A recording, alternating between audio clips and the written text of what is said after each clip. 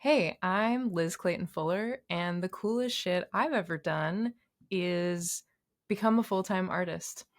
I'm really proud of myself for that, and the journey was a long one, and that's the coolest shit I ever did and ever will do.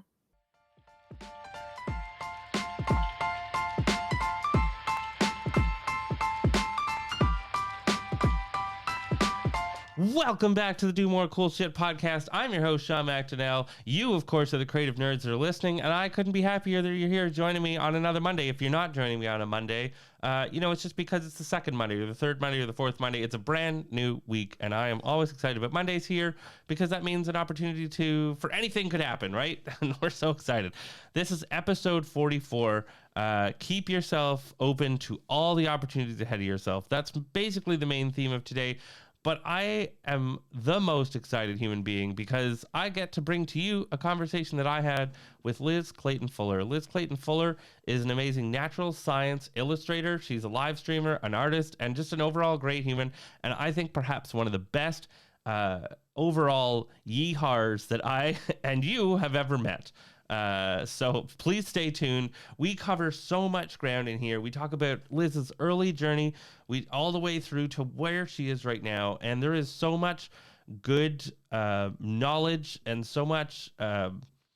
She just shares a lot, and Liz is an open book, and Liz is packed with experiences and stories and knowledge, and a lot of it delivered in a really delightful, humorous way. So I hope you stick around and listen to that conversation. This intro is going to be perhaps one of the shortest intros I've ever done because that conversation is so good. I just need you to go and give that a listen. But before we always get into the episode, we need to take a look backwards, and then we want to take a look forwards to what's coming up in the near future. So episode 43, if you haven't had a chance to go and listen to that, it is the big truth about simplicity. And I'll give you a secret. You don't really need to listen to that episode because the big secret is the simplicity is amazing. And fucking put it in your life. That's it. You don't need to go listen to the episode. You can listen to the episode for a while if you want. But the secret really is that we just need more of it in your life. And I made that challenge. I made a challenge in that episode to find one thing that you could make simpler in your life. We make things so complicated, and we often overthink things. And I think one of the ways to do that is to start practicing simplicity. So my challenge to you in that episode, and I'm going to repeat it again here so that you can take this forward, is how can you make just one tiny change in your life that makes something a little bit simpler? And we talk about all kinds of different ways and techniques. So do go give that a listen. And then, of course, once you're done with this episode, coming up in the next episode, episode 45, I'm going to talk a little bit about how to keep yourself open. I'm going to give you some tips around how to keep yourself open to opportunities. And that episode is going to be coming up on March 18th. So stay tuned for that. But I did want to talk a little bit about keeping yourself open to opportunities and kind of the things that we discussed in this episode with Liz, that in the conversation that I had with Liz. And I think it's so important. I think we can often close ourselves in. We can define ourselves very quickly and just say that that's what we are. But we are so many multifaceted parts of it. So we are so we can be so many different things, and we are so many different things, but we're so quick to choose some labels. And I think Liz's story is amazing. I think it continues on that journey of making things simpler in your life. I know that Liz's life is not simple, but one of the things that I love about what she's doing and what she has been doing is that, well, basically, if you could define it, Liz draws birds for a living. Like, if I could just have one tagline, Liz draws birds for a living, and I fucking love that. It's one of the main things that I admire about her. It's one of the things that I so appreciate about her, is that all of the challenges and all of the complexity that could be what she's doing in terms of natural scientific illustration. So that's a very heavy, complicated words. But when you think about it, and you think about her practice, she draws birds for a living. She adds hats and boots to them on live streams to make it a little bit more approachable, a little bit more relatable, and a little bit more fun, which I think is brilliant. I think it's so brilliant that she gets to bring her work and this complicated work, and could be seen as like a very difficult piece of work, she brings it to the masses in a very, very fun way. And that is admirable. It's very admirable. It's incredibly admirable. In this episode, we talk about her early journey. We talk about her and how she used to always just be creating and making and drawing. We talked about how she discovered her love for drawing birds, and that could even be a thing that you could actually do moving forward. We also talk about, and we actually, I don't know if we talked about it, but we hear it a lot. And if you listen really closely, a recurring theme and a recurring message that I keep telling you guys is that you need to surround yourself with people that are going to help push you forward. And in this episode, you're going to hear Liz talk about a number of people that saw her passion for art and for drawing birds specifically, and how she melded those two passions together, and how maybe they didn't understand how it worked, but how they were able to just support it. You know, I think one of the things that we laughed about, Liz was like, you know, I remember my mom just saying like, I just gave you the crayons, you know, and then you went wild. And I love that. And I love that even though people in your life can be scared about what it is that you're doing and what you're trying to accomplish, that they can still support you. You know, we can all be afraid, but we can still support us. So we talk about that a little bit. We also talk about that she has painted over 400 birds, which is freaking insane. Already to date, which is amazing. And then there's a couple other things that at the end here that I wanted to just point out before I get into the conversation. I love that Liz talks a little bit about having unique. So as artists, right, and as any creative, I don't care if you're an artist or creative or anything else really that you're doing in life, people always think, oh, you know, we talk about this imposter syndrome, and we talk about how what I'm doing isn't special, or why would anybody pay attention to the thing that I'm doing. Well, Liz talks a lot about you're having a very unique experience and a very unique viewpoint that no two artists could stand and look at the same bird and paint it the same way, right? You're going to paint it with different colors. You're going to paint it bigger, smaller. You're going to paint it in the bottom left of the corner. You're going to paint it on the top right of the page. You know, whatever that looks like. It's never going to be exactly the same, and that's why it's important that as artists, as creatives, that you must continue to push the work out, because it's coming from your viewpoint. And I think we're all curious about each other's viewpoints, right? I think in humanity overall, we're often interested, right, in what and how people are viewing things and how it compares to the way that we're viewing things. We also talked a lot about capturing moments in time, and this is perhaps maybe one of the most exciting and interesting parts. Every time I watch Liz on a stream, or anytime I see her work or how she writes about her work, it's always filled with so much joy, you know. And I have watched Liz observe the same bird over and over and over again. And one of the questions that I had for her was, you know, how do you keep it fresh? How do you keep it exciting if sometimes you're drawing the same birds over and over? And her response was really great in that, you know, she loves capturing moments in time that will never be replicated. That like all our lives are filled with all these tiny moments of situations, of experiences that will never be captured exactly the same. I mean, wherever you're listening to this episode right now, you'll never be able to have that time back. So, which doesn't mean you should shut it off. Don't shut this podcast off. But you're never going to have this exact moment again, right? Time is always moving forward, and we always get to experience it in some different way. And I love that joy, that ability to look at something that is repeating or a repetitive motion, and just see it from a new light every single time. And I think you have to practice that, and we talk a lot about that, and I hope that fills your cup with you. She talks about this beautiful term called the wonder of first discovery, and I hope that you in your life can find that wonder of first discovery, that every time you look at something that you can see it kind of for the first time again. I think we often get spoiled rotten by the fact that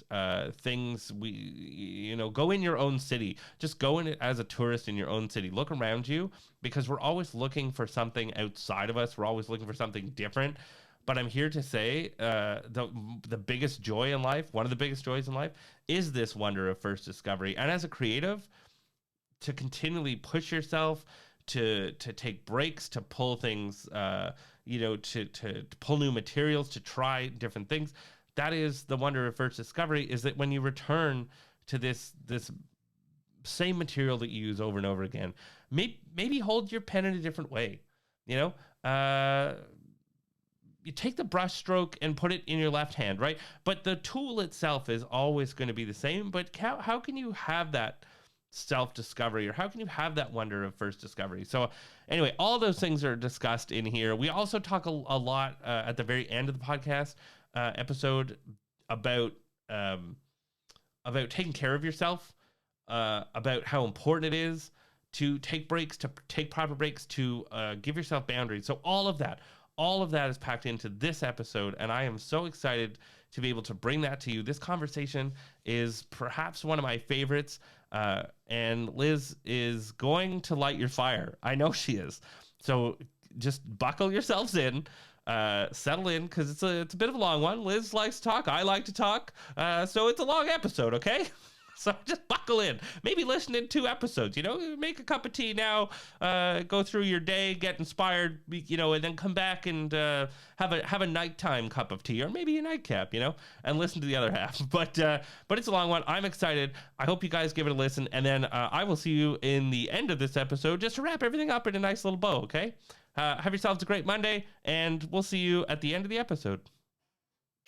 All right, well, there you go. It's becoming an artist, the coolest and probably the hardest shit, probably the weirdest shit, because people always say you're not supposed to be an artist. Yes. Thank you so much for joining me on the Do More Cool Shit podcast, Liz.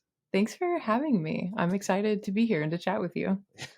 And we should start, I think, with a proper yeehaw. Oh, yeah. Yeah. Yeehaw! So, for those of you who don't know, Liz was born and raised in Nashville. She's got her cowboy hat on. For those of you that are watching on YouTube, good for you. If you're listening, you don't see the beauty of that little cowboy hat. You can imagine it, though. You can imagine it. You can imagine it. That's true. So, Liz, you are, I don't know if are you self-described, or did somebody call you a natural science illustrator, among many other things? Right. I think that is a self-description. I used to say scientific illustrator, and the sort of look on people's face when I said that Right. made me feel like maybe I should switch it up a little bit, you know? So yeah, natural science feels like it encompasses sort of the vibe and also literally the content of what I do with my work. Right. Yeah. When I saw that, I was like, so I mean, it's pretty straightforward. Right. You know, natural science illustrator. That all makes sense to me.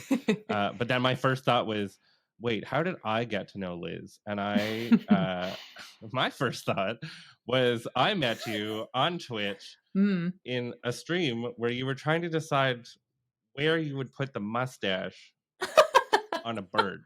Oh no. And that was a very lengthy conversation. I think it was a half an hour worth of so I'm just curious, like, how does that work into the natural science illustrator world? Well, that's some very heavy science that you're talking about there. Yeah. And can I just add that conversation comes up often and has yet to be resolved. So correct. Science is still studying where the mustache should go on a bird, you know. So and when you say science is studying that, you mean you as the only scientist on the planet is studying that. Me, the bird artist scientist, very informally. Yeah. Shout out to all my friends who are actual ornithologists. I love what you do, and I do not do that. Your questions are unimportant. I am solving them.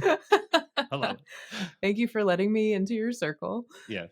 Okay, so the way that I started doing art that requires the question, where does the mustache go on the bird, is because when I'm doing natural science illustration, it's extremely rigid. It is very formulaic. You have to do a lot of studying. You have to do a ton of research. There's a lot of drafting and approval and back and forth, and it is tough. I love it, but it's intense. So to counter that, to keep my peace of mind, to keep my sanity, I needed a different outlet for my creativity that could just be free flowing and creative and silly and be exactly what I wanted it to be. And I'm not worrying about the placement of the feathers. I'm not worrying about how many there are. I'm not worrying about getting perfect anatomy. Apparently, I am concerned with the placement of the mustache, but Yeah. that's a Yeah. lot different and it's a Yeah. lot more fun. So it's helped me find a healthy balance with my work. Like one type of work allows me to do the other type of work, if that makes sense. It totally makes sense, and Yeah. I mean, and I'm joking obviously because you have a very lengthy history of drawing very accurate, incredible birds. Right. Um, I was listening to the episode of the American Birding. Well, I know that the Yes. American Birding magazine Mhm. in January you were the cover Yes. with the queen fisher, I That's right. believe. Yeah. So I mean, there's quite a balance there between like all the Right. birds that have boots and cowboy hats and but Yes. also like proper scientific uh, drawings, I guess. Definitely. Yeah. Yes, for sure. Yeah. Yeah. And Yes, one cannot exist without the other now. right. And I love that because I think on Twitch, especially, I don't know. It's like I don't know that I would pay attention to as many birds or know as many birds without having, if you were sitting there and drawing meticulously, I don't know Right. you'd have the same audience. For sure. Oh, yeah, But so I definitely. think it brings a lot to people to be able to say like, oh, okay, this can be fun and interesting, and I can Yes. still explore. Right. It definitely sort of opens the door for people who are not don't feel like they're seriously into birding, but they do like Right, art. And I'm like, okay, well, come on in, have a right, seat. yeah, We're gonna draw a little bird in a cowboy hat and boots, and yeah, maybe through yeah, my art, I'll get you excited about birds too, which is sort of the best thing that ever happens. right. Birds and nature in general too. I think right, Mm, like yeah. you are of the nature, I believe. Oh, I love the nature. I Yeah, am out in it all the time. I love birding. I take my binoculars basically right. wherever I go. Even now when I'm walking my dog, I'm bringing them. So it's really Yeah, seeped into all areas of my life. And on my Twitch stream, we watch the birds in my yard too. So right. I Which can't is I can't get enough. fascinating. Yes. I like It it, honestly, if anybody has never like, even if you just want to go and watch the bird cam and Right. look at the chipmunks and the squirrels and the Oh yeah. yeehaws and the, Mhm. all like that, it's a fascinating world. Yes, it's true, and it kind of gets you invested a little bit, you know, you're like, "Okay, these little creatures actually have their own individual lives, and the Yeah. drama and the squirrels come and take over the feeder," and you're like, "No," it's very Liz chases them away. it's thrilling, yes. Yeah, yeah, yeah, it is. It's very exciting. Actually, yeah, it is. It's really funny. But it's what a great easy way for people to like, learn. I've always admired that about you. I think because of the work that you have done, that's very serious. Mm, It could be very easy to probably go down that road, but you've always mm. kept it fun and light. And there's an opportunity for people to step into that world in a fun way. And I don't think that's an easy thing to do. Um, Thank you for saying that, and I'm glad that it feels that way because there's gatekeeping in every single hobby, profession, interest, whatever. yeah, And birding, yeah, people often sort of run into a wall being gate kept from right, right. freaking watching birds. And I'm like, Yeah. no, Right. tear the gate down. Like I just, I Yeah. want everybody involved. Yeah. Yeah. It's true. It's great. And I think you do that. So how Thank did you. you find? So the coolest shit you ever done was become an artist. Yeah, I kind of know a little bit of the journey, but I'd right. love to hear your version Yeah, today of what that journey is because it's not right. an easy journey, and we don't get told it's an easy journey. You're supposed to be Mm-mm. the starving artist that Yes. suffers forever. Oh, yeah. But that doesn't have to be the case, and that's No. part of the reason that I wanted to do this podcast is that Mm, I'm surrounded by all these creatives, and I know all these creatives that are making a living at it, and yeah. you're We're making a doing living the at it. thing. You Yeah, made it all exactly. up. Yes. I think you made your whole job up. Yes, basically. Yeah. Yeah. It is interesting because I've had a lot of support in my life, but you also still always hear Mm. starving artist, are you sure this is the path that you want to go down? Can you make any money from that? And the answer is yes, you can. Yeah. Yes. You can and you do and you should, artists. Please get paid for your work. Yes. Yes. And everyone who's commissioning artists, pay them for their work.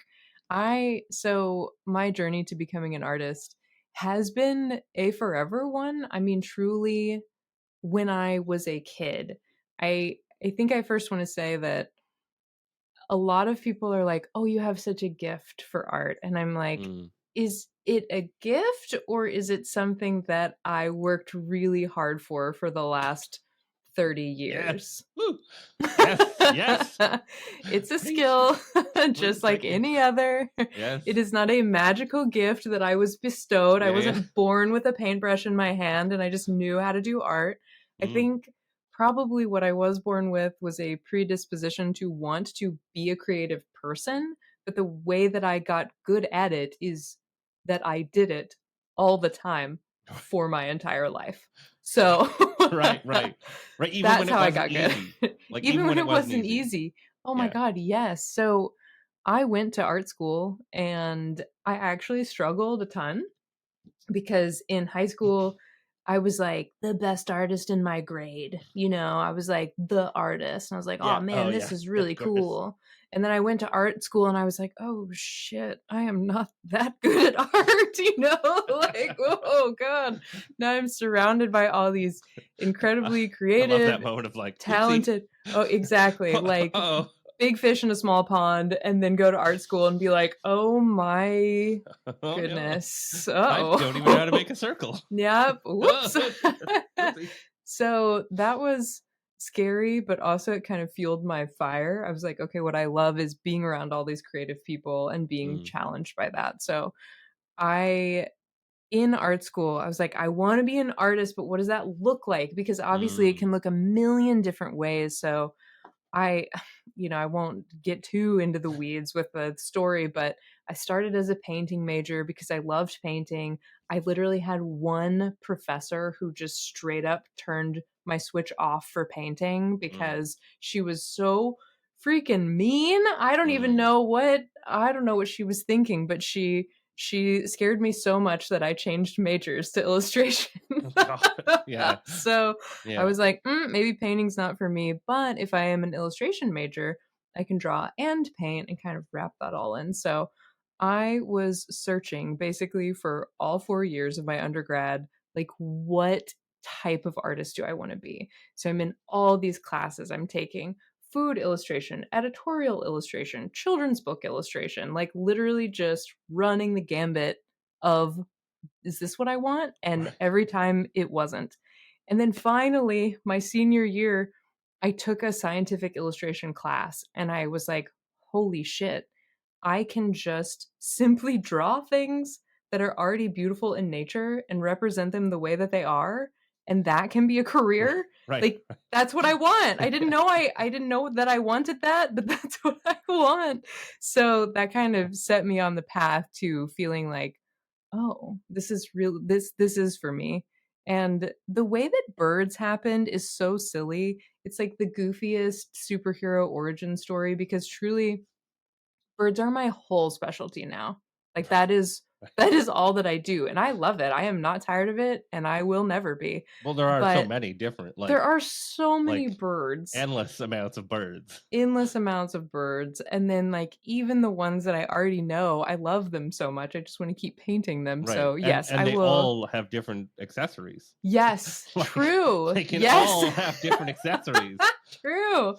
One bird can wear 10 different cowboy hats, you Exact. know?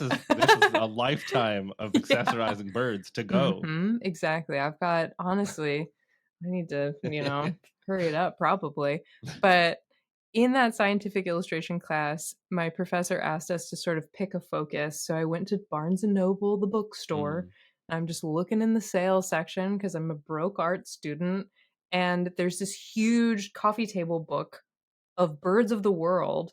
And it's like $10. And I'm like, I mean, yeah, birds are cool. I'll just try birds. That was literally how that happened. And that book snowballed into me. I'm opening in it and I'm like, damn, birds are really cool. There's a lot of different ones. There are all these different colors. So I'm like painting all these random birds just because they look cool. And then I'm walking to class every day and I'm like, there's birds like everywhere. They're like right there. Wait a minute. I love that And realization. yeah, Holy shit, birds are they're everywhere. all around us. Yeah. Because my family, like, Who nobody knew? was a birder, Who knew? you know? Yeah, I'm like, they're right there in the trees, man. Anybody Did see these everybody know things? They're about all here. this? Yeah, exactly. Like, were you guys aware? Yeah. So yeah, I just kind Uh, of it snowballed. I started painting them, and then I started watching them, and the more I watched them, the more I wanted to paint them, yeah. Yeah. and that's kind of how it started. So it was just I love that. Oh, totally random. I heard you say on it. Yeah, there was another podcast I was listening to you on, and you were saying, well, Hmm. basically, my question was, so drawing birds was a mistake. Uh, Yes, yes, how did you basically. stay open? Like, how did you stay open to that idea Mm, that, like, that's a big leap? Okay, cool. I know how to draw. I can hmm. draw birds. Right, Like, I can only imagine the people in your life. They're like, oh, she's gonna be an artist. Okay, cool. She'll draw right. stuff. She'll make big paintings. Yeah. And you're like, actually, to actually, just to be clear, I'm Hmm. only going to draw birds. Yes, And like then people are like I forever. can only, yeah, forever. That's how I'm gonna make all my money. Hmm. And people are like, what was that? Like, how did you stay open to, like, this can be a thing? Yeah, so I sort of was like, okay, yeah, birds are cool. And then I graduated with an illustration degree and I went home, Okay. and like lived with my parents for a Yeah. while. And I'm doing a lot of contemplating of what my future is going to look like. And I'm in the backyard and there's just all of these birds that are Mm, like regularly visiting the backyard. And I'm like, okay, I'm back home. I want to make art. Let me just make something about sort of my roots, in Nashville. And I'm going to do this series of backyard birds paintings of the birds that I see the most in my backyard at my mama's house in Nashville. yeah. And I don't know how to describe to you how different that work looked than anything I had made before. It was Right. something about the emotional shift of just painting birds because they look cool to painting birds that I am connected with. And my art just straight up changed. The way that Mm, I was expressing these birds was different and it was better and I really liked it. And for a long time I wasn't super proud of my work. I was like, I'm okay at art, but I don't love what I'm making. And right. all of a sudden I was like, holy shit, I love what I'm making. Like the connection to the subject was the missing piece. And I was just like, I freaking love painting birds, you guys. Like, I'm going to be a scientific illustrator. I got to go to school for this again because I Right. felt like I. Right. They're like, and like everybody's like, wait. Yeah. You just went to art school. Yes. Wait, wait. 1,000%. Mm-hmm. And I you're was like, like, no, train is going forward here. yes, yes. I was like, this is my dream. I've got to make it happen. Oh my God. So I That's went to amazing. school again. Yeah. And I got a certificate in natural science illustration and took all of these classes. I moved across the country. I moved to Seattle from Nashville. And my partner came with me, my then boyfriend, who's now my husband. I Yeah. was like, I want to go to Seattle to study scientific illustration. And he was like, all right, I'm in. Let's do it. You son of a bitch, I'm in. So yeah, we That's awesome. I love that. we I love moved that. there and I studied scientific illustration and just honed my skills basically as an artist. I kind of like had this thread that I feel like I was just grasping really tightly and just like yanking at, like I Mm, just want to, this is the thing that I want to do and I'm going to fully commit, all or yeah. nothing. It's very much my style as it turns out. Right. Yeah, so that's kind of the bones of it. And then after my program, I got an internship at the Cornell Lab of Ornithology. And for my Mm, bird nerds out there, they're like the people. Like right. that's the place that you want to be if you're a sweet bird nerd. And I say that with all the love in my heart. Like that's the coolest place to be. Mm, And I got an internship there and still work with them to this day. That was in 2015. So we've been working together, yeah. shoot, it'll Yeah. be 10 years and not too long. Yeah. You're So working your way there. yeah, exactly. So yeah, I that's kind of how I started. That's how I got legit I was starting at yeah. Cornell. I love that. It's just like I don't know. I think that's such an interesting thing of like, well, there's 2 points here. One that it was like kind of a mistake that I think Totally random. how do we like you could have never guessed that that's Mhm. what you wanted to do as a No. child, No way. and like our world, I don't know. I think it's well, that's why I think one, it's important to tell these stories, Yeah. and two, to keep your brain even open to the fact that that's Mm. what you can do. Right. And two, I love that you talked about like once you found the thing you wanted to do, you knew it. Mhm. I don't think we spend enough time figuring that out, or like being open Totally. to that, Yes. um is like, you do your math, you do your science, you do your English, you do your Mhm. whatever, but like when in any part of growing up would you have been like, hey, maybe I should draw some birds, maybe I'll be really Yeah. good at drawing birds. Right. you know Yeah, and like exactly. I connect with that and I love that and it fuels me and I want to wake up every day and Right. I'm excited to draw a queen fisher on a magazine. Exactly. you I know think if I could time travel and tell small Liz yeah, that she was going to be a specialist bird illustrator, right. I think I'd be confused. Yeah, right. I don't think that was a path that I expected. And also, it wasn't a short path, it Yeah, was kind of long and wandering. And I had a ton of different jobs just to get by while I was building my art career on the side, piece by piece by piece. right. And, I think that we sort of glorify the part where you've made it because obviously that feels fucking awesome. Yeah, yeah, yeah, yeah, Like yeah, yeah. it feels good. And, there are a lot of people in my life that have been like, dang, that art thing really worked out for you, huh? And I'm like, it did, but it's because I busted my ass Yeah, and I made it happen, right. like and it took a long time. It took a really long time. Yeah, yeah. Yeah, yeah, yeah. It wasn't overnight. There are, well, I mean, there literally are very few, if any, overnight successes. Right. I have preached on this podcast a million times that there is no Mm. magic. There Mm-mm. is a little bit of, there is luck. I no Oh, for guarantee sure. there is luck, but there is 1000% there's luck. also a million, iotas of like hard work and like, Yes. nobody saw you drawing probably 500 birds on sheets of paper that you threw out before you ever Yes. even put one online Mhm. somewhere or Mhm. showed somebody a bird. For sure. you know 100%. yeah, Yeah. and that's I think that's so important to that's okay, that's what it takes, Yes. that's it's Yeah. going to happen, that's not a 100%. secret. Mhm. Yes. I am still always learning. I always say I'm like, I just love learning a good lesson because, Right. I'm still learning how to run my own business. I'm still learning how to like ask for my worth. I'm learning Mm, all the time and I'm getting better at it all the time, but there is no handbook about it. And, something really cool that's happened by virtue of being very on the internet, on Twitch, on Instagram. I'm trying TikTok now and I feel very old.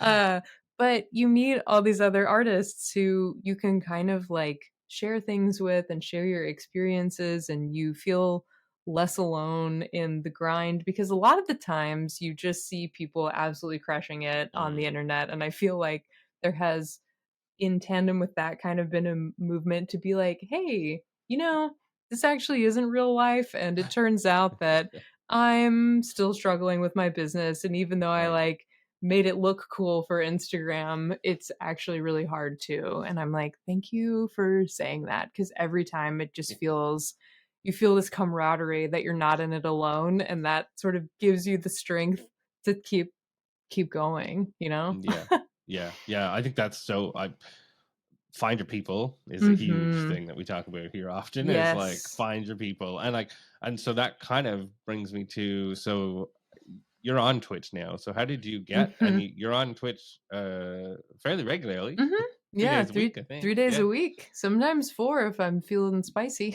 There you go. And tell me how you found your way there, and like what that process is like, because now there's, you have a very a full room now of Yeah. people that are hanging out and chatting, and Mhm. but I'm sure you didn't start with a full room. No, no. Yeah, I don't think it's like you said, like 99.9% of people don't start with a full room. Sure, there's Yeah. an exception, but Yeah. Yes. So I started streaming in the pandemic like a lot of people Mm. did, but the way that I found Twitch, so my partner has been watching Twitch for a really long time, Yeah. maybe even since it was Justin TV, Okay. Yeah. Yeah. like Yeah. back in the Way back when. day. Yeah. But I was kind of like, yeah, he's watching like PUBG and I don't really Right. give a shit Right. about Right. that. So like that's cool, but it's not really my thing. Yeah. And my brother, I have 4 younger siblings. Mm. One of my brothers started streaming on Twitch during the pandemic as well. And for all my video game nerds out there, my brother was a hitless Bloodborne streamer, which is like perhaps the most punishing like kind of game, kind of stream that you can Okay. do. Yeah. Yeah. Yeah. Nice. Very intense, very difficult. And so he started streaming. So I hopped on Twitch to just sort of support him and lurk on him while I was I doing thought you were my gonna say. art. I thought you were gonna say to show him up. Well, Yeah, if you can do it, I exactly. can do it. Older sister Right. can do it. Exactly. No, No, that's not I okay. That's your one way to go. Yeah. Okay. right. Wanted to support your little brother. That's nice. Yes, I made a Twitch account and it was like, "What's your username gonna be?" And I was just standing in the kitchen with my husband and I was like, "What should my username be?" And he was like, "I don't know." And I was like, "What about ipaintbirbs? That's pretty funny." And he was like, "Yeah, that's good." And that's literally all the thought that went into it. And You're of like, I'm so course, clever. I know I'm gonna change the exactly. D to a B. Yeah, I paint burbs. Nobody's gonna see it coming. And honestly, I the love it. number of people who are like, "Did you know that you misspelled birds?" I'm like, "Yes." Holy shit! No, I did. I Yeah. didn't. Oh my Holy shit! god. Oh god. I'm gonna change everything. Exactly. Yeah, I knew I Uh, flipped the D around. Yes. exactly. Yes. So very casually came up with I Paint Burbs, which is basically my whole brand now, Yeah. Yeah. which is just another one of those sort of unexpected threads that just became more than I ever thought it would be. But so I'm just hanging out my brother's stream and chatting and doing my work, here, right here in the studio. And he's like, "Well, people stream art on Twitch. Like, maybe you should try that." Wait, And I your was brother like, said that, or your husband said "Yeah, that? my Yeah, brother your said brother that." said that. Yeah. Yeah, he's like, "People stream art. You could try that." And I was like, "Yeah, sure." Because also during this time, I was doing these Wednesday night Instagram live streams Mm. where I would just do a little painting, do a little chatting. It was, 2020. We were all in very much turmoil. Right. Right. Everybody's at Everything home. was freaking terrifying and Yeah. everyone was at home. So I just started doing these streams where I would or Instagram lives where I'm like sketching in my sketchbook and just talking to people. And I'm like, I'm going to make this a weekly thing because this is nice for me too. Mm. Like I'm enjoying this. People seem to be enjoying this. So that's how I started. And then so when my brother said you should try Twitch, it didn't seem like such a leap because I was like, Right. well, I've done a couple of live stuff and And how did you those know, go I generally? mean, just they were sweet. They were And you fun. were just hanging. Like it was good for you, right? Yeah, it was to Yeah. like be here solitary in my studio, but all of a sudden I don't actually feel alone. And like Right. I actually, I really enjoy being alone. I love my quiet time. I love being in my studio, but there was something really sweet about doing this action, making art that I had done for years and years and years that went from being a totally solo thing to like a community thing. Like people were like watching the process and asking questions and I was talking about my strategies and I was like this is kind of fun because I teach too. I teach art as well. Yeah. So Yeah. that comes very naturally to me like explaining my process and I was like I'm not Had you taught terrible at this. before going Mhm. online? Yeah. So you Yep. had the teaching background Yes, I too. had the Yeah. teaching background, yeah. I had done a lot of Were you teaching drawing birds before. with hats and boots before Twitch? No. Or was that a thing that kind of came like as you grew in that world a little bit? We're like, oh, maybe like, did you start like I Yeah. never saw your early days, but Yeah. I'm like imagining like most artists Yeah. on Twitch, you were probably very quiet and very focused and Yes. drawing, like Right. actually drawing. Yes. And, like, part of that was that there were 4 people there, Right. so Hmm. it's a lot Hmm. easier to focus when the chat's quiet and you're just sort of like head down doing your thing. And when I started on Twitch, I was like, I had been doing a lot of teaching and I had been doing all this professional work. And so I was like, I have to conduct myself in this same Mm, way on Twitch. Like, I kind of right. have to be this like rigid professional. And I'm like, you guys in the chat, like, keep it down. Like, you need to be chill. Right. Right. And now I'm like such a shit ass on Yeah. Yeah. Yeah. Twitch. Yeah. Yeah. It's totally different. It's totally different. And And it's okay. it is. And it's Yes. also needed probably too, you Yes. know. We had a really lovely conversation the other day on Twitch, and I talked about the journey from thinking that if I was a goofball like I am as a person on Mm, Twitch, then I wouldn't be taken seriously off Twitch, and that would somehow right. diminish my Right. work or my ability to teach. And guess what? It doesn't. I Yeah. still am a Yeah. badass artist. Right. I am a good teacher, and me being my goofy self and like, saying fuck on Twitch doesn't mean Right. that off Twitch You I can still work at the Cornell lab, yes, lab. Yeah. exactly. Yeah. Yeah. Yeah. 100%. So yeah, my What? streams have Mm, really evolved, and sort of having a place to do work. That's kind of where the balance started, was on Twitch, because it's hard to do that serious scientific illustration on work. And I do it sometimes, or on yeah. Twitch, sorry. Right. Yeah. Yeah. I do it sometimes, but it's a lot easier to do my own work because I'm I've mentioned several times, I think, in this podcast, I'm from the South. I'm chatty. Right. I could talk to a brick wall. So like honestly, while we're working, I'm just like da na na na na. I'm just talking and chatting, and it's really like comfy and fun to just be able to do like silly art, while I'm chatting and working and like creating a space for this really beautiful community. Like, I love you guys. I'm so happy with what I found on Twitch, and I never, ever, ever in a million years expected any of the stuff Right. that has come my way because of Twitch. Right. Like, not a piece of it. Yeah. Yeah. It's been so fun to watch. And so I'm curious, do you remember the first time someone ever paid you $1 or more for a bird painting? Oh my gosh. Yes. Yes, I do. Okay, so after undergrad, before going to school for scientific illustration, there's this like funky little bike shop in Nashville, and they have I'm going to paint a picture for you. Yeah, They you sell please. bikes. They have a sort of like concrete wall that's Mm, hot pink in the back of the shop, and they do like solo shows for artists every month. mm, And I was in there goofing around. My partner was getting a bike or something. I'm yeah. like, "Oh yeah, I'm an artist. Like, what's the rotation like?" And they're like, "Oh yeah, we're looking for someone." And so my first show was there, like my first solo show. Right.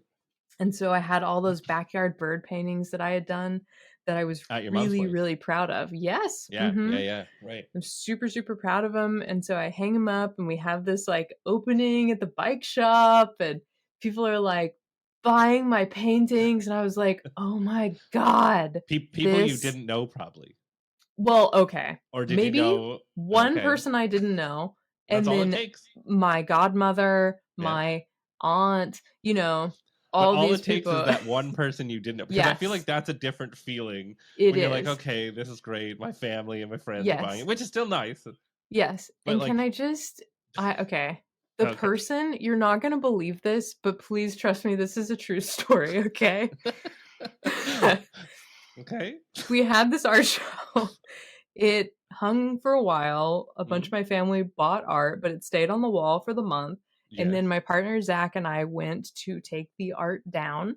And the day that we went to take the art down, we're doing it, and my husband's like, he like kind of elbows me, and he's like, that man looks a lot like Robin Williams.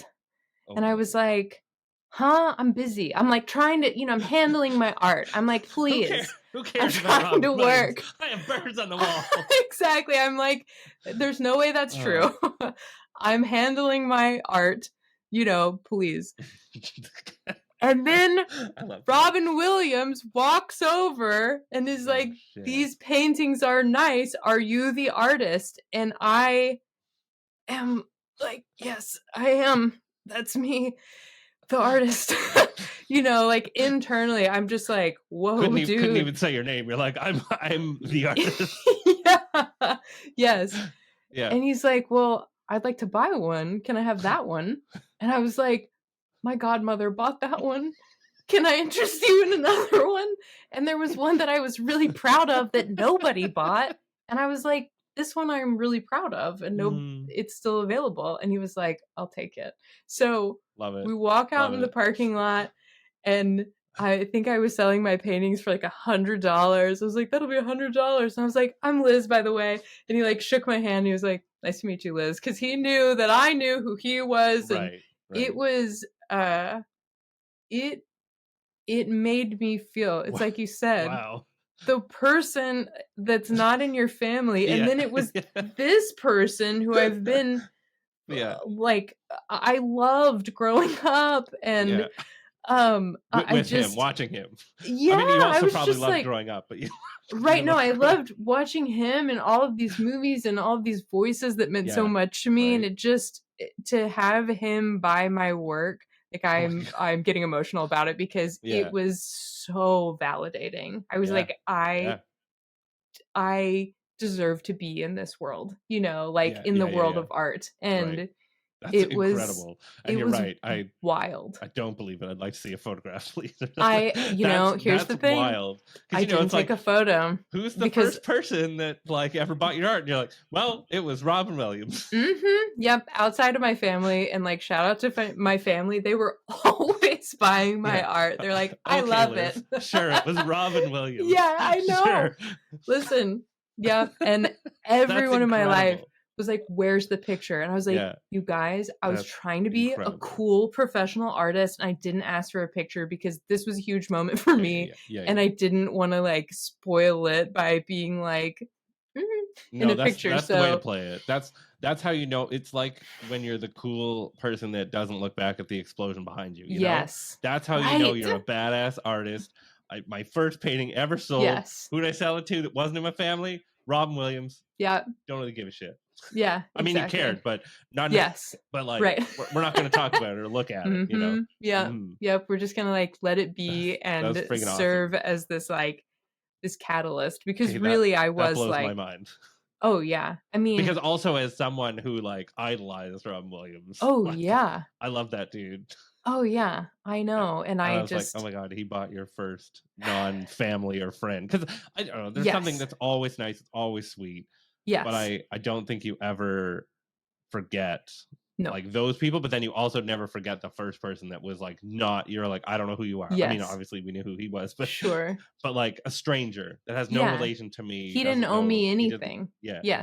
He wasn't like supporting me for any reason other than that he thought my art was cool. And he was able to scrounge together $100 to give. Right. It's really nice. That's good. Yes. Yes. That's awesome. He bought some bikes too. Me and the bike shop dudes were like, yo, are you kidding? Oh my gosh. He left. We all freaking screamed with each other. I mean, and it's something I'll never forget. It's just one of those moments that was so formative. And like I said, I still, even when it comes out of my mouth, I like cannot believe that literally happened.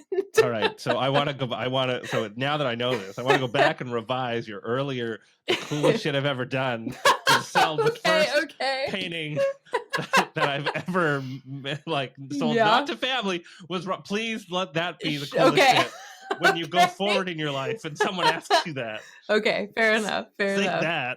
That was a very cool thing that happened. Yes. That's super awesome. That's really rad. And I'm sure that gave you like a crazy amount of confidence. Like you said, like it allowed you to be like, oh, I believe in this, or I deserve to be here. Yes. Right. I am not an imposter here. Like I deserve to be here. Isn't it crazy? I always like to think, and I hope that people that listen to this episode and to this podcast always have those moments, and they're Mm, open to those moments of like, I'm sure you had other smaller moments too, like, yeah. oh, this is great, this is good. Like, where did Mhm. that confidence come from for you?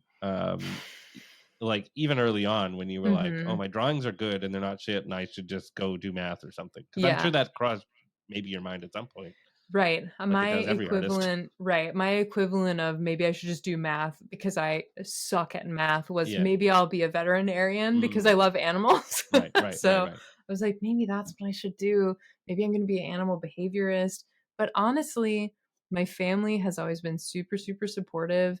And my friends and peers have always gassed me up. Like Yeah, when you make art in the classroom with everybody, and you're making something that's kind of sick and like nobody else is like quite on that level with you yeah. and everyone's like, you drew that, it like just sort of that flame inside you just like grows a little bit every Right. time someone's like, you made that. I'm like, yeah. So I just think, yeah, my family, my friends, my peers, like everybody, I think my family, some of them were like worried but supportive. They're like, look, we hear a lot of things about being an artist.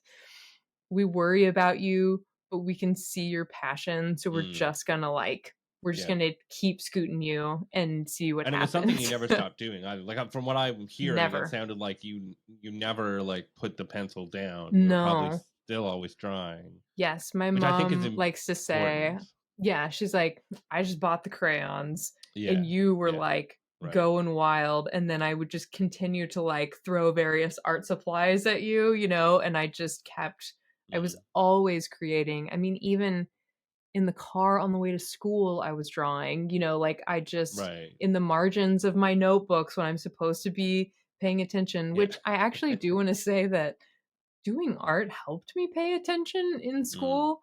Being able to doodle in the margins while I was yeah. listening was sort of like a way to keep me focused, actually. So, if anybody else did that, just want to validate Right. you a little bit. It's okay. Keep It's doing that. okay. And don't Yes. let people say it's not okay. No. It Yes. is okay. Correct. Liz Hmm. and I are telling you right now, Yes. it is Yes. okay. I'm looking in your eyes if you're Yes. Yeah. watching this Yeah. video. It's okay. Right. Please keep doing it. Yes. Yeah. And, I had some really incredible art teachers as well. Like my high Right. school art teacher was such a badass and made me feel like I could do the thing. And sidebar to that, I only applied to one school because Mm, I yeah. only wanted to Yeah. go to Yeah. Yeah. this particular art school. I was like, it's this or nothing. Right. And I got in. So that was And I another sort of validating choice. had you not gone in, do you think your life would be any different? I mean, I guess it's hard to say, It but is hard to it say. seemed like you're determined to do art Yeah, and I think draw, I would have you know? just kept making art and then tried again next year, Right. like, Right. uh, I'm very persistent, and I think I just would have been like, "Well, I'm gonna take a gap year, and then I'm Right. gonna go Oh, to art school." again, yeah. Yeah. Yeah. Yeah. I feel like that was just a part of your makeup.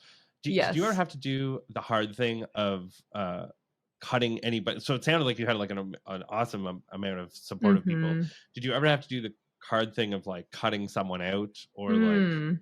just because I think that's a thing that we're not really Mhm. good at in society, of like, Yeah, you know, people will crap definitely. on some of your stuff and you Yeah. believe that. Yes. Yes. There are definitely relationships that I have had to leave in the dust because Yeah. they didn't Yeah. believe in me or they were trying to hold me back for some other reason, even if they Right. didn't realize it. And I think even more than that, I've had a lot of relationships evolve to go from Mm. sort of being a non believer to now being like, damn, like Yeah.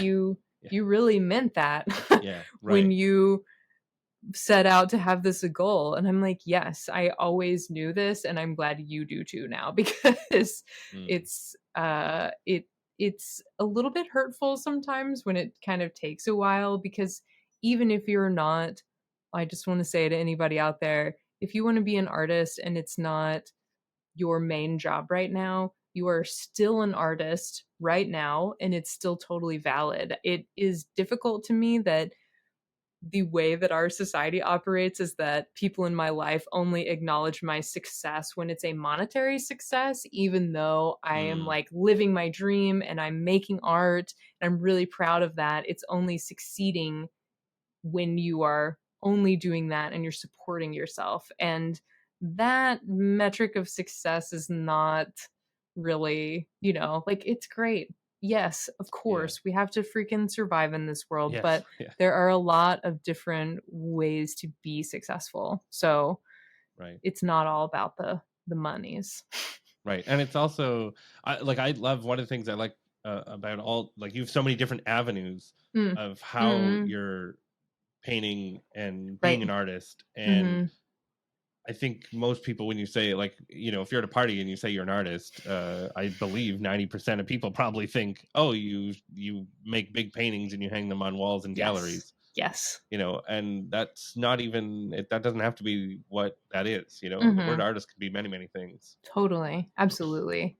And I also, yeah, it can look a million different ways, and one of my one of my biggest pet peeves when it comes up at a gathering that I'm an artist, people are like, "Oh my gosh, it must just be so beautiful to like do what you love every day." And I'm like, Yeah. "Yes, Hmm. and also, it's extremely hard and emotionally punishing to have your job be tied to your self-worth." Right. Like Right. Yes. working for yourself, running your own business, being, in my case, a one-woman show. Mm. It is difficult. And I think it's often sort of tamped down. People are like, You do what you love. You just must be like sitting in a meadow, like painting a bird without a care in the world." I'm like, Yeah. Yeah. yeah, Yeah. Sure. sure. That's it. Yeah.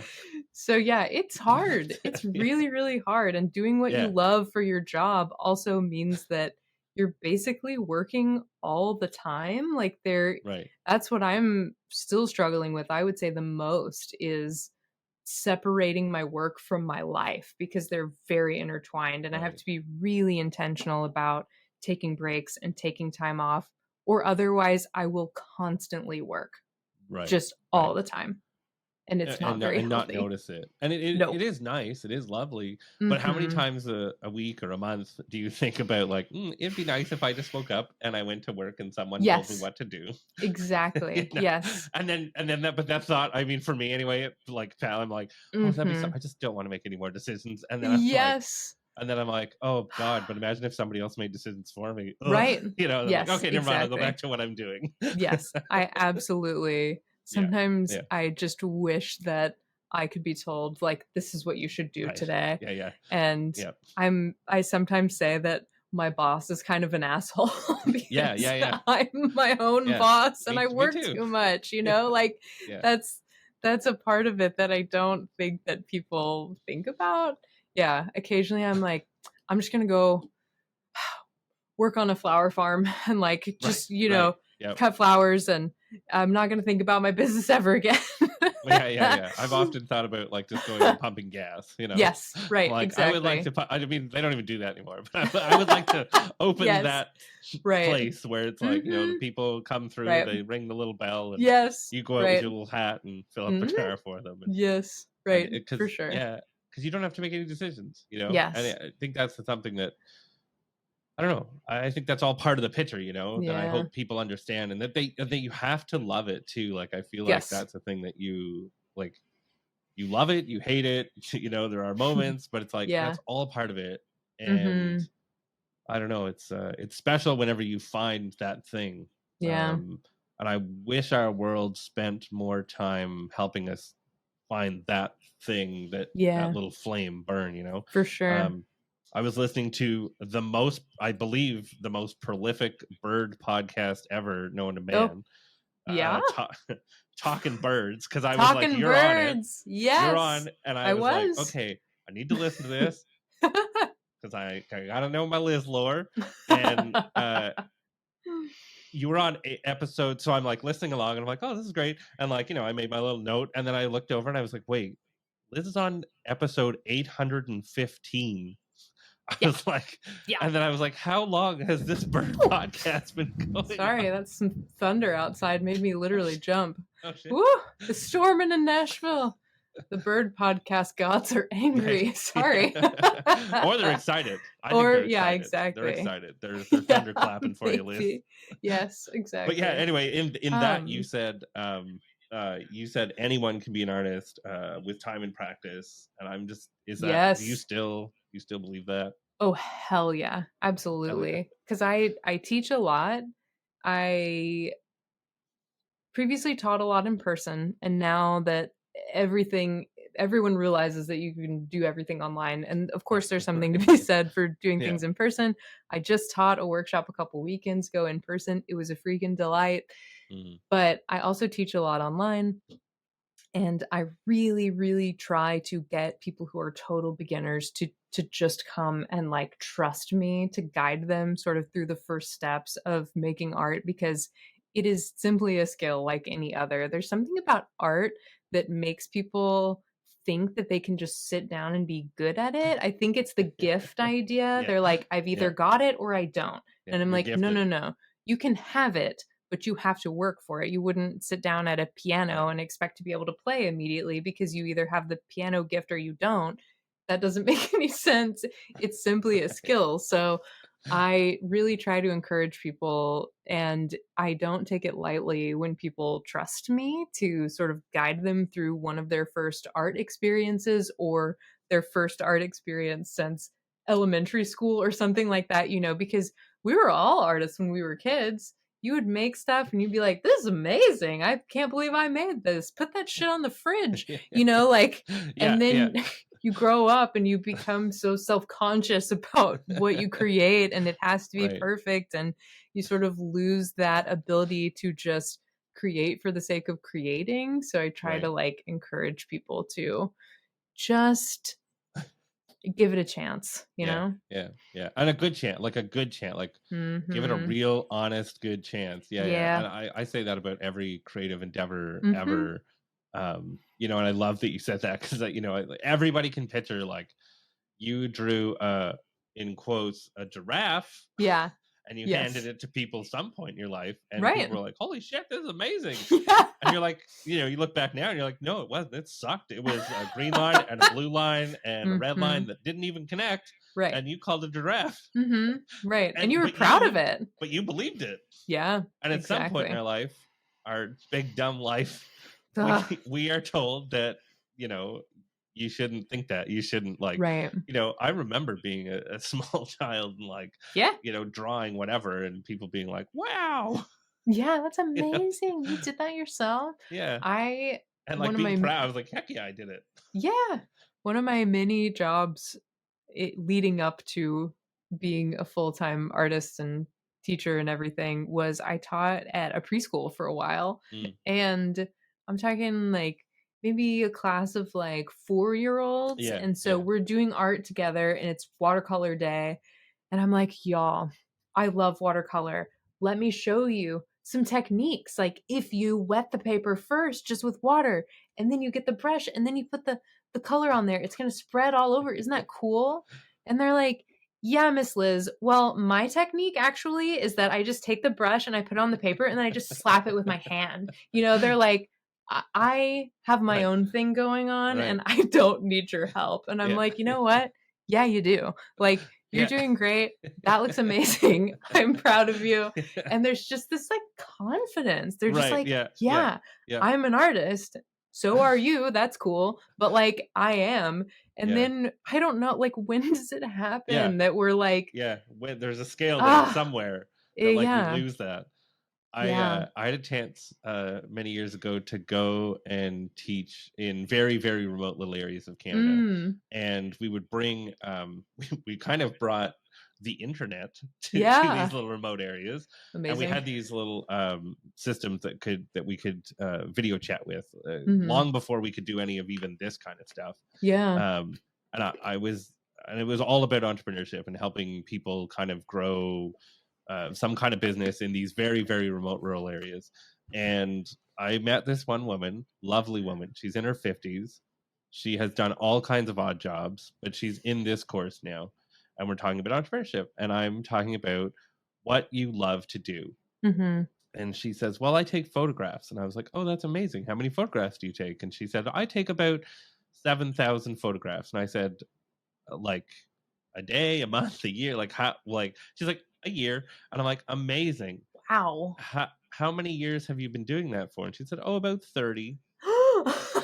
So I was like, so you have almost 250,000 of photographs under your wing in your portfolio? Yeah. And she's like, yeah. And I was like, well, then what the fuck are you doing with your life? I was like, what do you mean? What are you doing in here? Right. I was like, get out of here. And she's like, well, I can't really call myself a photographer. And furthermore, it's not, I was like, it's not digital. It's all, man, it's Oh my all gosh. film. Film. And it's all in a dark room.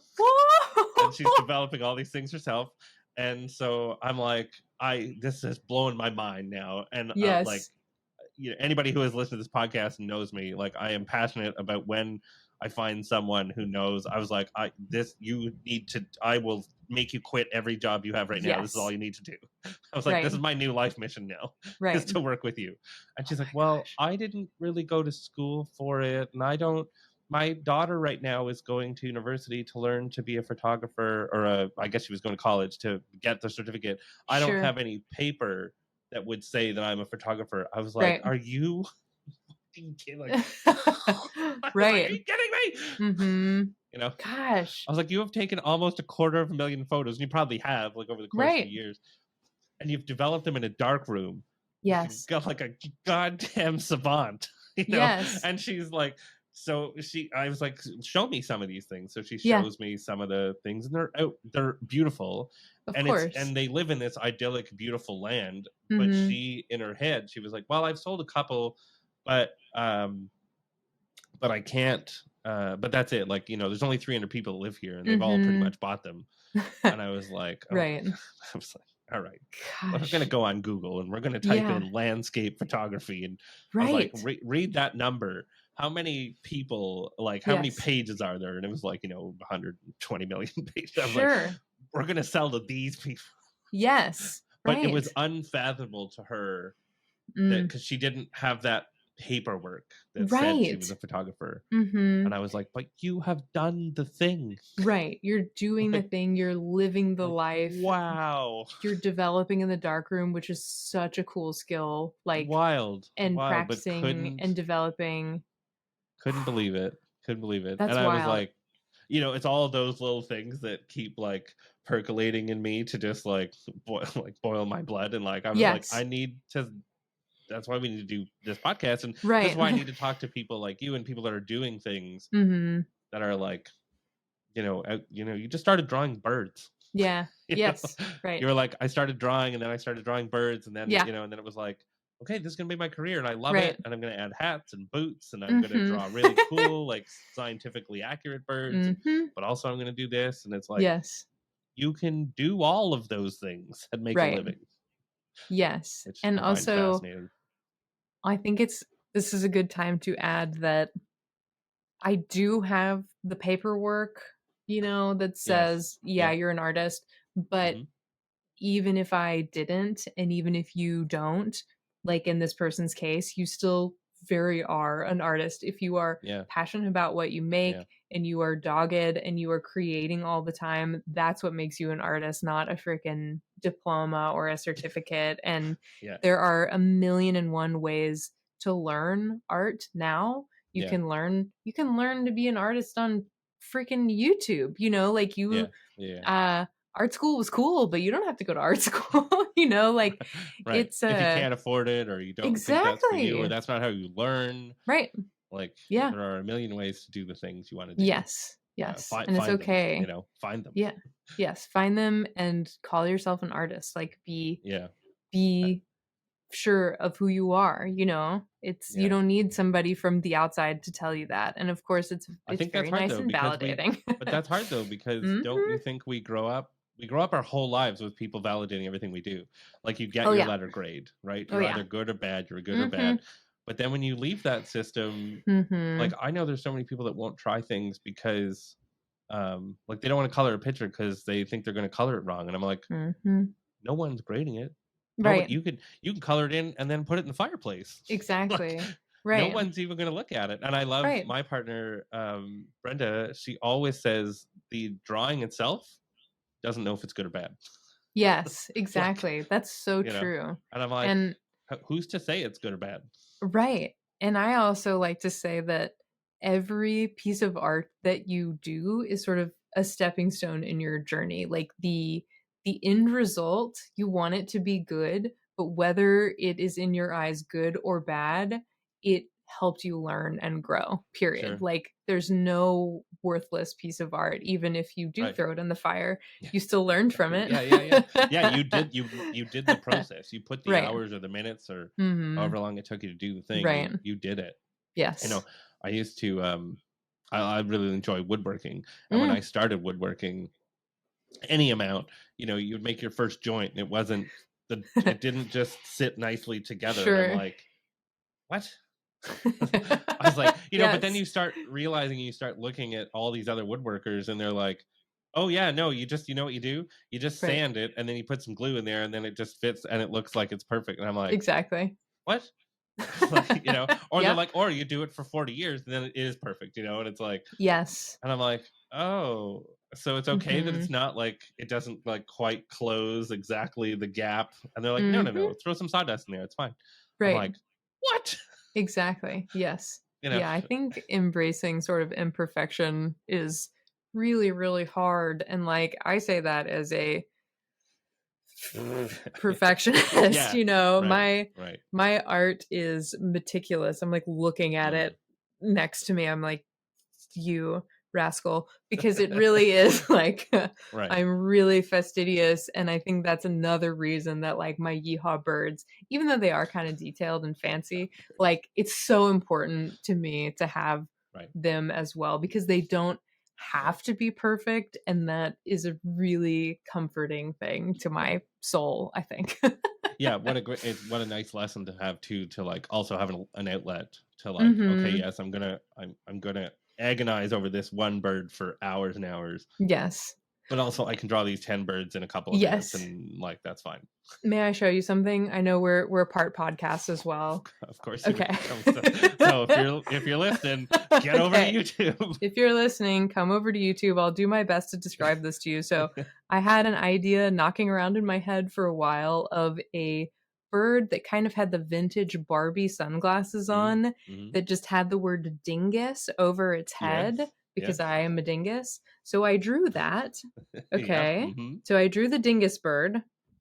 And even with all of my scientific illustration work, I thought it was super, super hilarious and amazing. So I actually just turned it into a holographic Yeah. sticker. Yeah, I And saw like that. one of my favorite things about being an artist is that like you can just Right, have something that speaks to you and just makes you happy and you can literally just make it, and then other people who relate to it right. will be like, oh my god, I'm a dingus too, I Yeah. love this, and you're just like, yeah.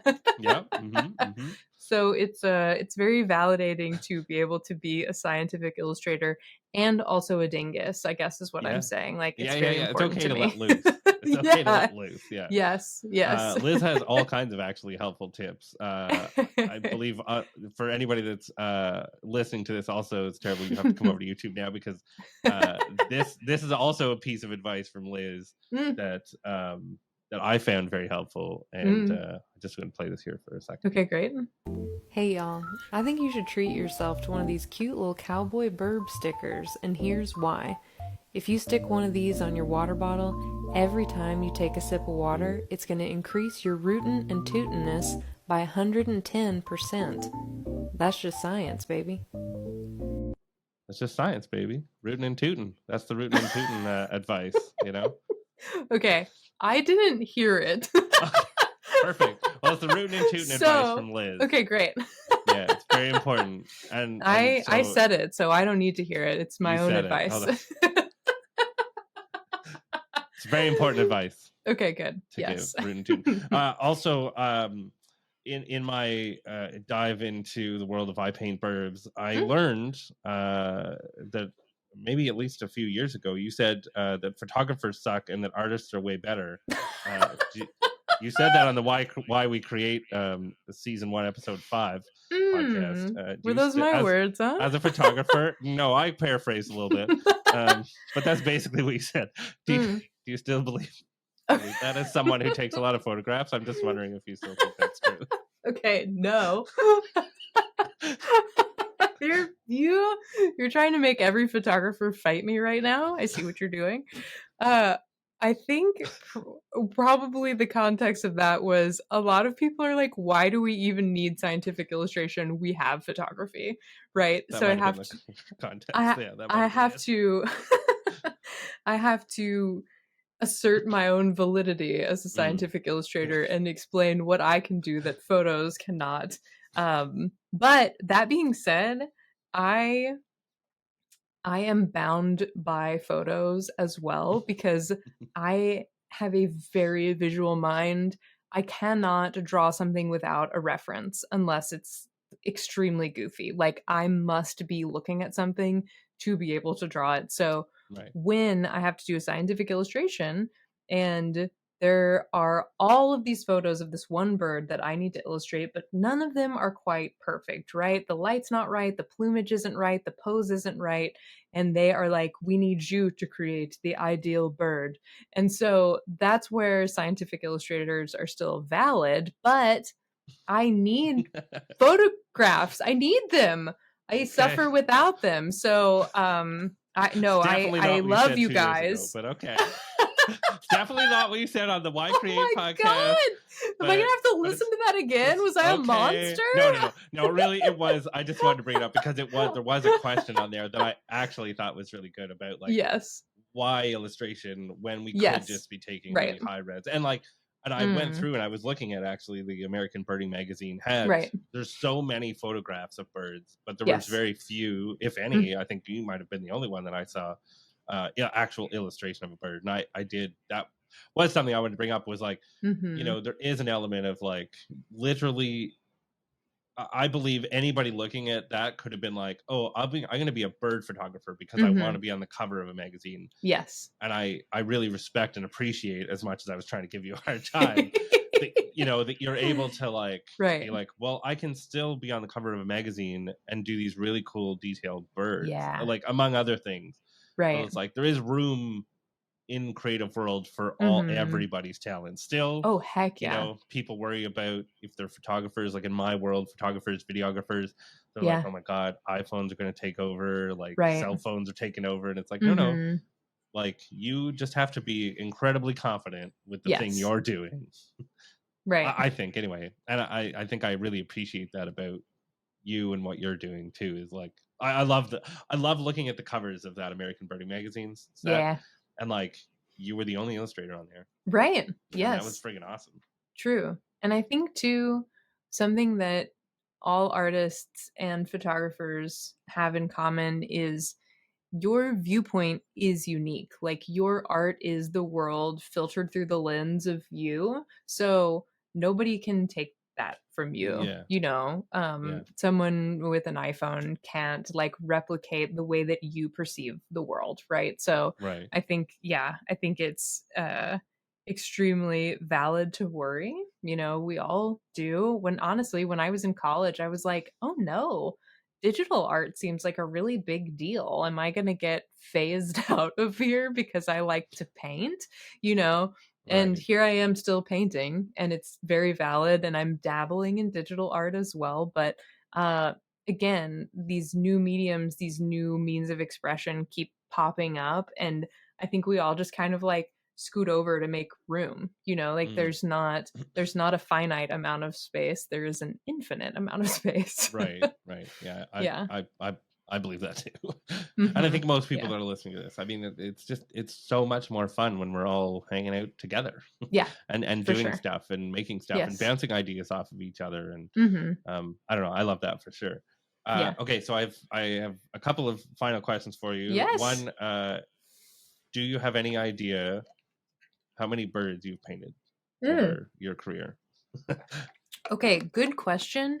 And I did a loose calculation the other day. Do you mean individual paintings of birds or different types of birds? Oh, no, just how many birds Just have you painted? Even if it's the individual same birds. bird. Yeah, yeah, Right. individual birds. Yeah. I'm I think we're pushing 400. Like, Oh, wow. yeah. I Yeah. kind of tried to count and then I was like, well, some art I don't But even have anymore, yeah, you like, know? do you account for the ones that you would have done like way back Yeah. when? I was trying Yeah, kind yeah, of. I yeah. was like, Like just yeah, it's ballpark figure. Yeah, plus like, 20 that's more or awesome. whatever. So yeah, I think we're pushing 400 at That's least. awesome. That's And amazing. then different kinds of species, I think it's probably close to 300. So Wow. Yeah, a yeah, lot of yeah. birds I've like painted That's again and awesome. again and again. But yeah, But actually, not as many in my head as I would have thought. If you painted really. 400 bird paintings and you Yeah. painted 300 different species of birds, Mm-hmm. I would have assumed it would have been way less. Or Mm-hmm. like, anyway, that's crazy. Sure. How many? Do you know how many bird species are on the planet? Oh my gosh, I don't off the top of my head, Well, like but tens of thousands at or minimum, thousands? Yeah, tens of yeah, thousands. tens Yeah, of yeah, thousands. yeah. So if you were going to paint all the birds, you got a while to go. Yes. I Yeah. don't think I'm Okay. gonna make it. No. Okay. I think Is I'm that probably what? gonna die before I can paint every bird. Do you have a goal? That's not a goal to It's paint not a every goal. bird Mm-mm. species of yours. No, No. not Okay. not all the birds. That was I on one my of list my of. right. One of my goals is I'd like to make a field guide that Mm, is, at awesome. least at minimum the birds of Tennessee because like that's my Right. home and Right. I feel very connected to it. But if I'm being ambitious, I would love to be a household guide name. Like I have my stack of field guides back there. Right. You know, Yeah. I want to be one of those. Right. Right. Right. Yeah. Nice. That's awesome. Yeah. Is there any bird? Do you have a desire to see and paint a Mm. bird on your hit list? Like, Ooh. is that like prominent? Hmm. You know, I don't. I just sort of like get excited about the birds that I've seen most recently. So, sort of just like whoever is migrating through Tennessee, who's ever Mm, visiting my feeder, yeah. I feel very inspired by even my regulars, those same birds that I Yeah. see all the time. A lot of Yeah. birders are like, I have a list, I want to see more. And Mm, I mm, love that ambition, but that's not the way that I like to bird. I am right. just a chill guy. Like, I'm like, whoever comes by, that's cool. Yeah. Like, I just like to see whoever's there because the beauty of it is like, you know, this is a moment of time that is never going to be replicated. And if you're at this spot on this Mm, trail and this bird mm. comes by, that's like a beautiful random encounter that like you couldn't have predicted. So I just, yeah, whatever bird that I have seen recently, that's what I'm excited about.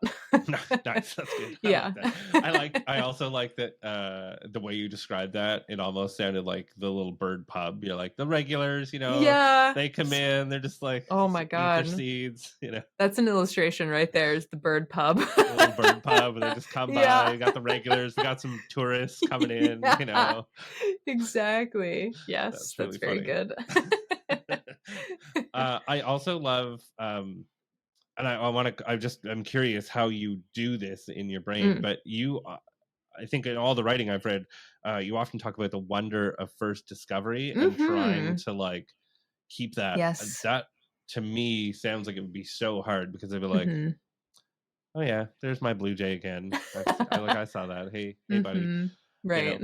How do you keep that wonder of first discovery? Because I think I think one, it's really evident in your work, Mhm. and I think two, it's really evident anytime I get to watch you talking about, like, you're excited about it. Yeah. Like, and I'm like, how do you keep that wonder and Right. excitement going?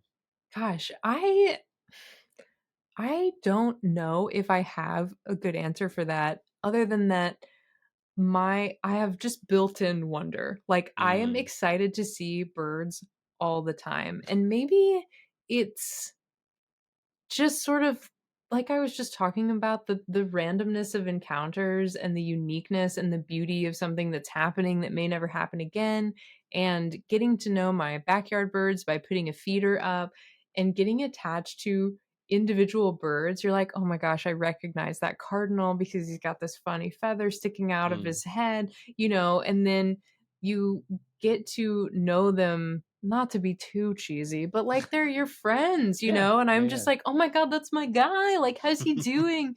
And, you know, the interactions are always changing, and it simply doesn't get old to me. Right. I don't know if the wonder is just built in and my inner child is just like stoked all the time, because I do get excited like all the time. Like I can see my feeder outside right now, and there's like a little chickadee out there being so cute. And I've seen chickadees a million times and I don't give a shit. They're Right. still amazing. Like, Yeah. I don't know. Uh my my excitement for them is um unexpendable. Is that a word? It is now. It is now. Well, and I think that's interesting too. Of like, you probably, I think with like some of the things you've done in art Mm, with adding, accessorizing some of the birds. mm, I think there's two things. There's, but like that, your playful nature. You practice your playful nature, for and sure. I think that's important as adults, is that we practice your playful nature, because Yeah, you're not allowed to, right. I lean you're into told it. to be Yeah. serious, and you're told Mm, to, draw inside the lines, and right. or color inside the lines and cut on the line and all that stuff, and like, that's, you're being told that when you're 4, and like, Yes. all you want to do is color the elephant purple, Right. and Yeah. like, and I think that's awesome that you get to do that. And also, Mhm. it probably is like you said when you were talking about it, I was like, oh, I guess it would kind of be like you're gonna go see your friends. You get Right. excited when you want to see your Mhm. friends, and Yeah. you're excited when these things happen, and you're only Right. going to see them in that moment of time, which I think was Mhm. also a thing that you said earlier, that really Yeah. hit me, was like, oh, you only get that moment of time, Mhm. and like, that Right. bird's only going to sit in that feeder that particular way, that Yeah. time, Right. and that'll never happen again, Exactly. And that if that you specific way. right, if you were 10 minutes late, you never would have seen it. Or there's Right, just right, like yep. something about the immediacy of it Hmm. and the presence of that moment in time that is Yep. special. Yeah. And I often think about too when I'm making my work, like, what about the artists who didn't have access to the internet and had to like represent birds Oh based god. on, like what they Oh saw in the god, yeah. woods and things like that? And I'm like, A, I'm so lucky, but B, like, I don't want to just sort of rely on that. I think I want to keep the wonder because that keeps me curious. And the more you know about your subject, the better you can represent it. So I'm learning new stuff about birds all the time just by virtue of watching them, and Right. it's informing my work always. Like I feel like it's just this like steady growth or change in a positive way as I get more and more familiar with them. Mm. Yeah. I think that's awesome. um I think that's, all of this stuff has been really great. I think we've covered most everything that I wanted to ask you. I do have one last question that I always like asking. Is what is something that you, as a creative person, could use right now in your life that would help you move forward? Wow. Okay, so the no, first thing no that one ever asks me that. right. Which is literally why I ask it, and it's literally why every Hmm. creative has no immediate answer. Mhm. That is a great question, and the first answer that came to my mind, and I don't think there's just one answer, but the first thing that came to my mind was, "What could I use?" And I was thinking healthier boundaries Mm, with my work. yeah, yeah. Which sounds maybe counterintuitive because it sounds like I would be doing less work, but I think that when you give yourself time to recharge, the work that you're able to make when you come back is different and better and comes from a more healed place. So, I Mm. don't know if that No, I love that answer, and I I have lived that answer in a Mm, past life, where It's very important. It's so Mm. important. I used to have full-time employees, and it was at the point where we were doing the same projects over and over again, but just with different skins. Mm-hmm. And I made a promise. We had a meeting, and I made a promise to everybody. I said, "We are doing the same basic project, but in a different skin, and we can't.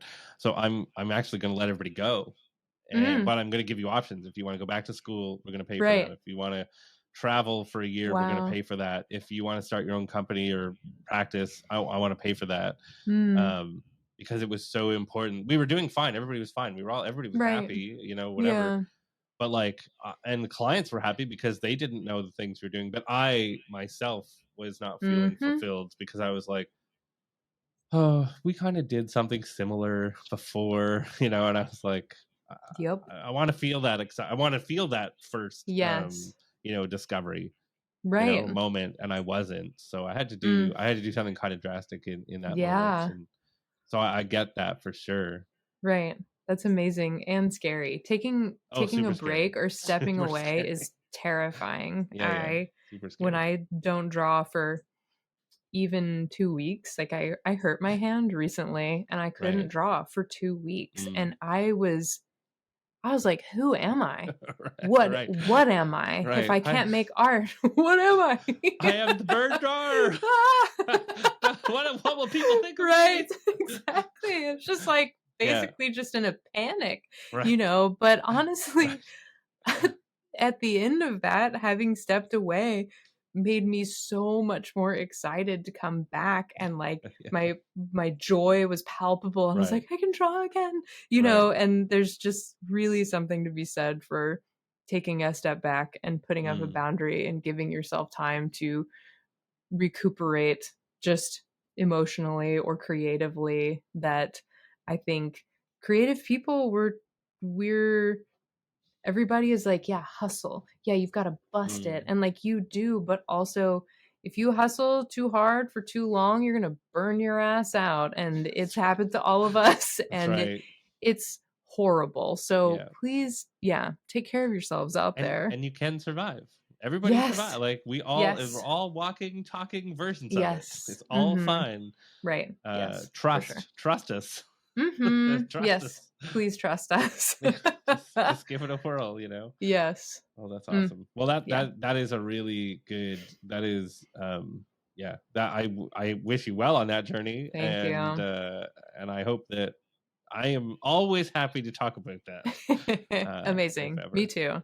Yes. But and then any other last? Do you have any other? If someone's listening to this and they're creative and they're still sitting on the fence, or they're worried about what their next step is, I think we covered a lot of it, but is there any Mm, last thing that you would say to someone who's like, I can't do that as a living? yeah. I think I would say be gentle with yourself. Mm, There is enough that is hard in this world, and you being hard on yourself on top of that is only going to hurt your spirit. So you're doing the damn thing, you're doing your best. Be gentle with yourself, even if it doesn't happen overnight. Keep pushing, but also take care of yourself yeah, while you push, you yeah, know? yeah. So yeah, be gentle. That's amazing. You're doing a good job. Okay. Yeah, yeah. You tell them.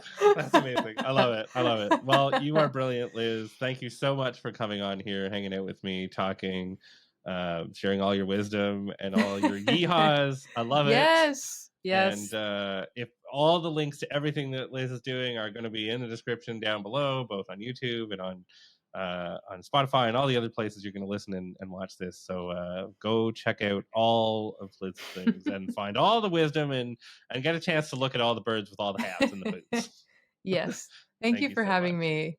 It was so much fun. Awesome. Thank you. Yeehaw! Let's finish with a yeehaw. That's right. You guys made it. You creative nerds. You made it all the way to the end. I am so excited, and I couldn't be more proud of you for listening all the way through or watching all the way through. And I hope that you felt the passion, you felt the energy that Liz brings to everything that she's doing. Liz is an absolute delight, and I thank you guys for tuning in and listening and hanging out. if you liked anything that's been going on here on this podcast, whether it be me or in this case, maybe even Liz, drop us a little like, give us a rating. It goes a long way. I really do appreciate it. I love hearing from you guys whenever you have a chance. So go over to domorecoolshit.com. Tell us what you're working on. Share what you're working on, because, man, do I love ever hearing that. So I appreciate it. Thank you so much for tuning in. I do have a challenge after this episode. In the vein of keeping yourself open to opportunities, I have a challenge for you this week that I hope that you take with you at least this week, maybe even do another week. But I want you to say yes to something that you would absolutely normally say no to.